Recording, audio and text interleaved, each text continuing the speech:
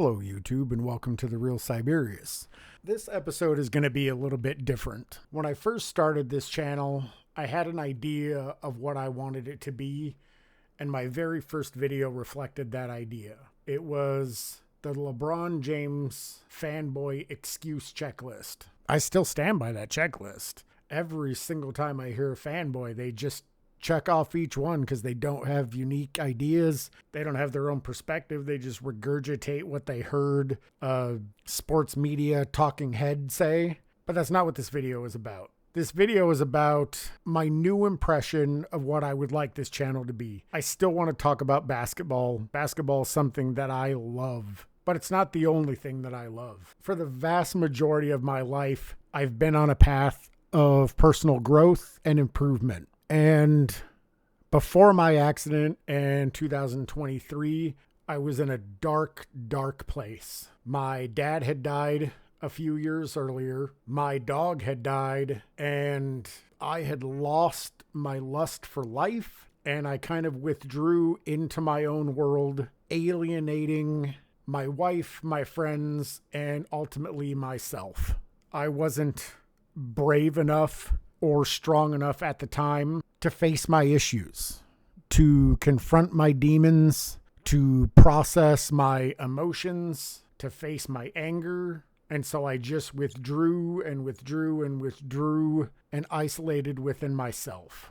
And it was destroying my relationship with my wife. It was destroying my relationship with my stepchildren. It was destroying all of my relationships. And then on July 30th, 2023, on the first day of my vacation in 4 years, I fell down the stairs in our home. I suffered 3 traumatic brain injuries. I had a third of my skull removed and spent 3 weeks in the hospital. The crazy thing is that trauma knocked some sense into me. It was absolutely a near-death experience. For all intents and purposes, I should have died. After I fell, the ambulance showed up within minutes. However, the hospital that I was taken to was not a trauma center, and they were unable to treat my injuries. I had given myself 2 traumatic brain injuries, but because I didn't receive surgery until 3.5 hours after my accident, the brain bleed on the right side and on the left side created so much pressure in my skull that it created a third traumatic brain injury in the center of my brain. Now, I'm not a neurologist, but from my understanding, the center of your brain is what tells you to breathe, is what tells your heart to beat, it's what regulates your emotion, it's what processes endorphins, and that was the most significantly damaged part of my brain. And there were significant repercussions to that injury, but there were also substantial gifts. When I was going through all of this and processing how to use my new brain that was damaged, I learned a lot of things. I really had to push and test my brain until it was extremely uncomfortable. I had to do all sorts of puzzles. I had to play really complex video games. I had to learn hand-eye coordination again. I just had to train my brain to do things differently. I remember I was sitting down with my stepson and we were playing a puzzle game, and I was really, really bad at it. I didn't have the ability to process logic and reason to figure out the simple solutions that were right in front of me. Now, the game is meant to be complicated. It's not meant to be super easy to figure out, but it took me a lot longer than it would take a normal person in order to solve some of these puzzles. What was interesting about this, and the reason why I bring it up, is because as I continued to push myself and make myself more uncomfortable, the easier it started to get. So I would complete a level, I would start at the next level, it would be extremely frustrating. I'm not even sure if what I felt was real, but I genuinely felt like I could feel my brain rewiring. I don't know if that's placebo. I don't know if it was in my mind, My brain was still healing at that point, so I don't know if that's what I felt, but I could feel my brain detouring around the injured areas and creating new pathways to accomplish old goals, if that makes sense at all. It was really uncomfortable. It was really painful, and it was super exhausting. I would play a game for 30 minutes to an hour, and I'd be sweating. I hadn't moved, but my brain would hurt, and I would be sweating from the mental exertion of what I was trying to do. I keep trying to remember the name of the game that I was playing. I think it was called Cocoon, and it's just a puzzle game on Xbox Live, but it really helped recover my brain. The other game that I played was Cuphead. Man, that game hurt my brain. I had a hard time with that game before I messed up my brain, but I just kept playing it and playing it and playing it and playing it, and it hurt. It physically hurt my brain to play it. It was so frustrating and so challenging that it caused physical discomfort. But I just kept doing it. I had to push myself and push myself and push myself so I could be better. And now, I don't know, almost 2 years later, I still have to continue to do so. I just have to do it in different ways. My brain will never be the same. I don't think the same. I don't reason the same. I don't process emotion the same. I can't remember the same. My attention to detail isn't the same. My ability to recall information is not the same. My brain is different in every single way. And that may sound harsh. It may sound devastating. And in some ways it is. But the reality is, if I didn't go through that experience, if I didn't experience that trauma, if I didn't know what it's like to have part of your skull removed and have to wear a helmet to protect your brain under the skin, this channel wouldn't exist. And the simple reason for that is I would not have had the courage to do this. I wanted to do this for years, but I didn't have the balls. But after facing what I have faced and enduring what I have endured, and quite frankly, fucking up every single aspect of my life, from my relationship, to my job, to my home, to myself, I had to rebuild myself. I had to tear myself down completely until I was a shamble and a mess, so I could rebuild myself new and stronger and better and more committed and less afraid, and it sucked. God, that it happened. I think if you have the right eyes and the right perspective, anything can be a gift. You just have to be willing to see it for what it is and for what it can be. And I'm sure that this will piss a number of people off, but I think trauma can be a gift. If I hadn't experienced what I had, I wouldn't be the better person that I am now, the stronger person that I am now, the more committed person I am now. I didn't have the self-confidence, the courage, and the tenacity to talk in front of a microphone and post it on YouTube. I couldn't have done it. I tried it before and I failed. And I failed. And I failed. I would even record videos, but I just didn't have the courage to post them, because what if somebody didn't like what I posted? What if they mocked what I posted? What if they made fun of me for what I posted?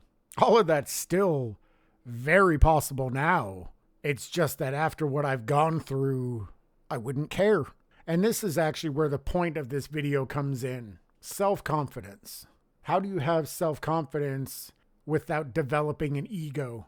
How do you have self-confidence and remain humble?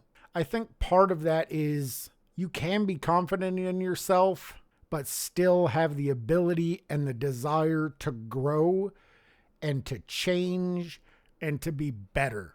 I think ego comes in when you think there's no room to improve, when you think you're perfect, when your intentions become narcissistic and not in service of others or in service of a greater good. The decisions that I made that led me here were extremely selfish. I walked out on my marriage, on my stepkids, on my mother-in-law, on my family, and I did it because I hated myself. I hated myself so much. I never contemplated suicide, but I absolutely reached a point that I understood. I got to such a dark place that I didn't think I could get out of, I finally understood why people think that's the solution. But a permanent solution to temporary problems, that's not resolution, that's termination. And that wasn't acceptable, because part of the reason why I was so selfish is because I knew I could get better. I knew I could improve. I knew I had it within me to be strong, to carry on, to persevere. I just had to do it on my own. I had to show myself I could do it on my own. I don't think my wife will ever hear this video. If she did, or if she does, I just hope she knows I didn't do it because of her. I did it because of myself. And even though it may sound like horse shit, I did it for her also.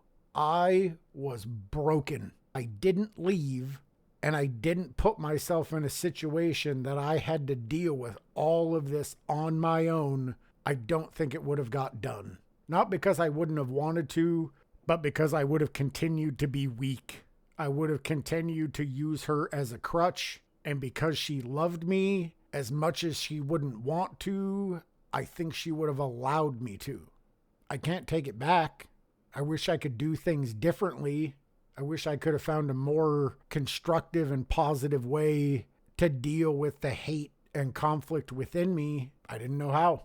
I don't like to use my brain injuries as excuses for anything. But the reality is, it's the reason for a lot of things. I won't use it to escape blame. I won't use it to escape accountability. I made my decisions. Regardless of how my brain functions, I had the thoughts, I put them into action, and I initiated that change. I have to accept that. But it's true that my brain is damaged. I don't process things the way that I used to. I still have impulse control issues. I still have difficulties processing my emotion. That's just the reality of my brain now. Now, what does this have to do with anything? I don't know. But I know, especially now in this moment, there are a lot of people that have a lot of struggles, and you probably feel alone. You probably feel detached. You probably feel rejected. And it's easy. It's so easy to get caught and to go down that hole and to get stuck. I've done it. I did it. But the one thing that I've always had is a fuck you attitude. I've experienced so much trauma in my life and had so many things happen to me that could easily be taken in a negative light, but I won't give up. I'm going to keep striving to be better. I'm going to keep striving to be stronger. I'm going to keep striving to change myself, so hopefully when the next challenge comes, I'm more equipped to deal with it, to respond to it, to embrace it, so I can hopefully, regardless of whatever that circumstance or situation is, I can make the best of it. And that's all I can hope for anyone that hears this video or listens to this audio. There's not a lot of video going on right now. Maybe one day, but not today. It's my goal, my hope to inspire. If you're struggling, if you're hurting, if you're alone, if you're afraid, to hopefully instill within you a fuck you attitude, so you don't give up, so you don't give in, and so you continue to strive to make yourself better, to make your situation better, so you can be better. And hopefully, when you're in a better place, in a better state of mind, in a better situation, you can help the next person that's struggling behind you. and help them to carry on and push forward. We live in a very negative time. Our country is divided regardless of which side you're on. It doesn't feel great. There's a line from one of my favorite Megadeth songs, and it says, "A country that's divided surely will not stand." And it's true. But given the media machine that surrounds us everywhere, on our phones, on our computers, in the news, on social media, everything is set up to divide us. And the reality is, who gives a shit what side you're on? We're all still human beings. We all still want to connect. We want to love. We want to be loved. And that sounds like some hippie stuff, but if so, I'm all for it. Hate resolves nothing. Like I've talked about in previous videos, especially the ones about the problems with the modern NBA, when I made the video about 10 ways to solve the problems in the NBA, I specifically mentioned if you're not trying to fix the problem, you're a part of it. If you're not offering solutions for resolution, or at least a voice of reason, you're a part of the problem.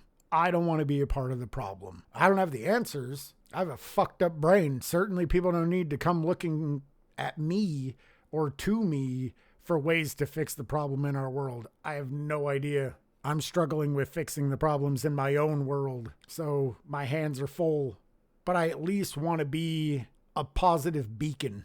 If one person that's struggling hears this and feels inspired, then it was all worth it. Everybody else could hate the video and give it a thumbs down or unsubscribe.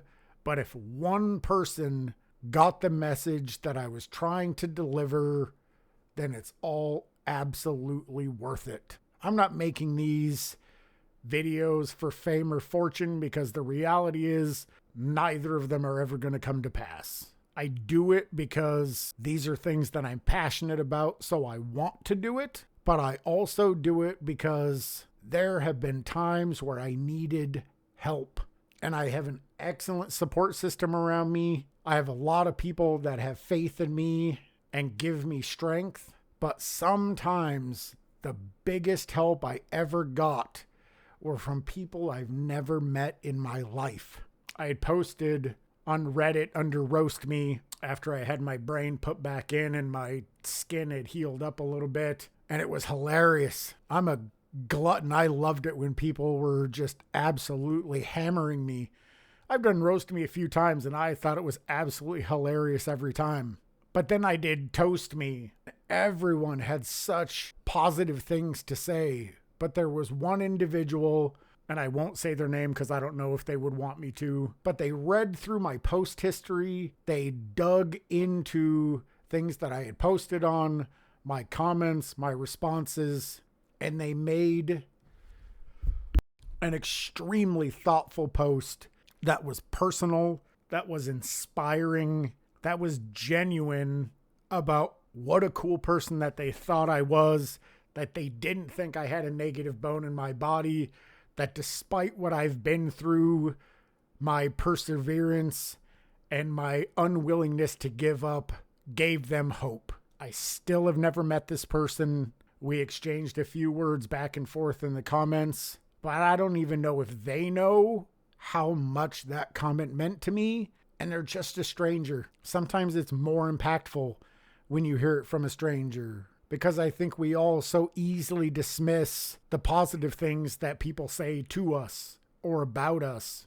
Or another thing I've noticed is people don't say those positive things enough.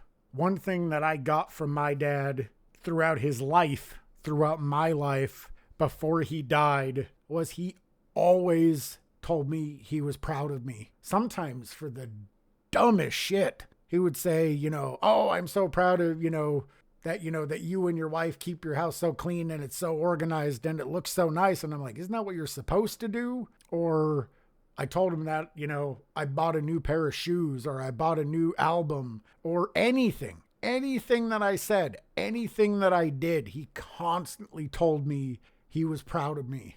So to honor him, I tell everyone that I know that I'm proud of them, because I know that would make him happy, and I know that he would be proud of me for doing it. It's crazy getting emotional talking into a microphone, but this means a lot to me. I've been trying to find a way since my accident to help people, because so many people helped me as I've been going through all of this. The doctors, the nurses, the neurologists, my psychiatrist, my friends, my family, strangers. We all need someone sometimes, and admitting that and accepting that help isn't weakness. Refusing to accept it is. This is turning into a long video, but I hope beyond hope that even one person that hears this will hear what I have to say, and it will give them strength or inspire them, or they can share it with somebody who they think needs to hear it. That would make my day, my week, my month, my year, my decade. I started writing a book about going through this whole experience, and I haven't given up on writing the book, but I'm not a particularly great writer. It's still something that I struggle with, but I wanted to find a way to still share, because I think this book is going to take a while. And I hope this YouTube channel does it. I know that this video has nothing to do with sports. It has nothing to do with basketball, and it has everything to do with life. But without life, there is no sports or basketball. So you got to find a balance. Hope we can find that balance together. I hope that we can take this journey together. And as always, I want to give a shout out to the content creators that continue to inspire me with your takes, with your perspective, with your humor. Uncommon Sense, Angry Old Hoops, Self-Research NBA Facts, 93Z, Sports and Fitness Rants, Uncut Hoops, Scap Attack, Speam Engine, In Your Face Hoops, Eddie TV.